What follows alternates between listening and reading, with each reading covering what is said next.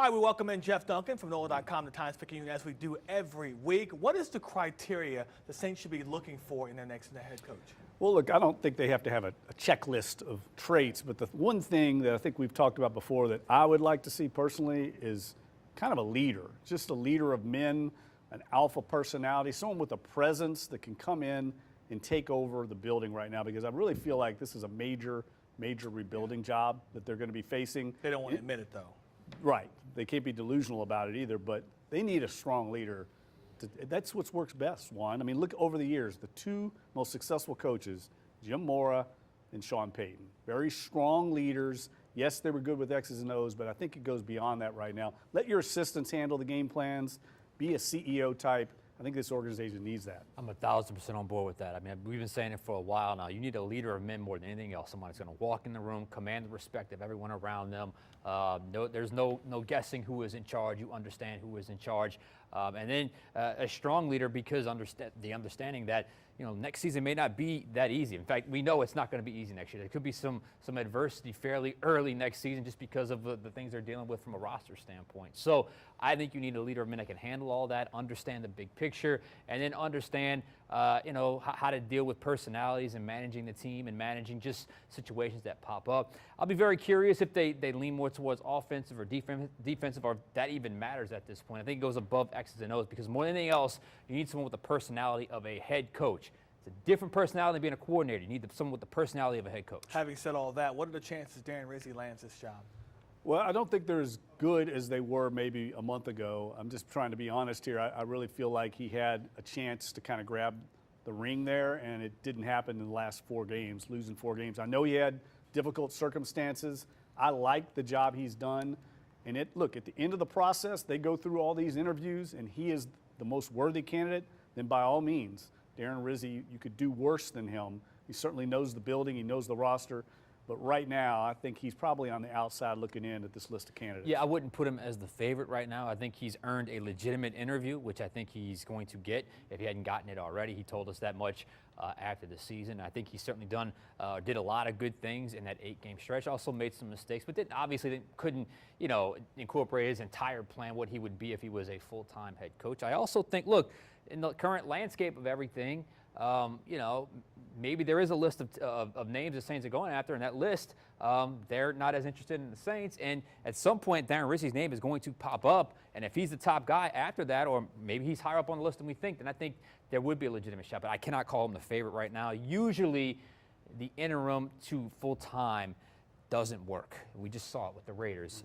So it'll be something to watch, but I do think he's got a legitimate shot, at least at a legitimate interview. We should mention that Rizzi is on the list of the Jets as well, being their potential new head coach. Thus far, Joe Brady, Aaron Glenn, Mike Kafka, Kellen Moore, Anthony Weaver, and Mike Vrabel.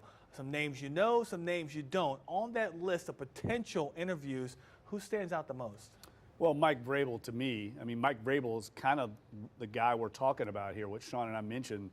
Alpha personality, a really strong leader, a guy that's got skins on the wall. He's led an organization, has a lot of the same traits and qualities that Sean Payton possessed. The problem with Mike Vrabel is he's going to be probably the most attractive candidate on the market. Certainly the New England Patriots, where he played and coached, are going to be first in line, I think, for him. And then you have Tom Brady now kind of running things with the Las Vegas Raiders, who played with Mike Vrabel. I think he's going to be very difficult to lure away from those two. And then, look, I'm a big Joe Brady fan. I don't know if Joe Brady's ready to be a head coach yet, but he is a brilliant offensive mind, and he knows the building. Saints are familiar with him, so he stands out as well. Yeah, Vrabel's obviously the best name on that list. I don't know if they've officially interviewed him yet. That may have happened, or it may happen here at some point. But his name is going to be high on a lot of people's lists. There's connections to the Patriots, there's connections to the Raiders that obviously are a lot more obvious when it comes to Mike Vrabel. So I don't know where the Saints would be on Mike Vrabel's list, but who knows? But of those names, once again, gotta agree with my guy here. It's Joe Brady for me, just because I think he's got enough knowledge of the organization, but he's not so infiltrated into the organization of the quote-unquote Peyton way, that because I think there needs to be a little bit of a detachment to that.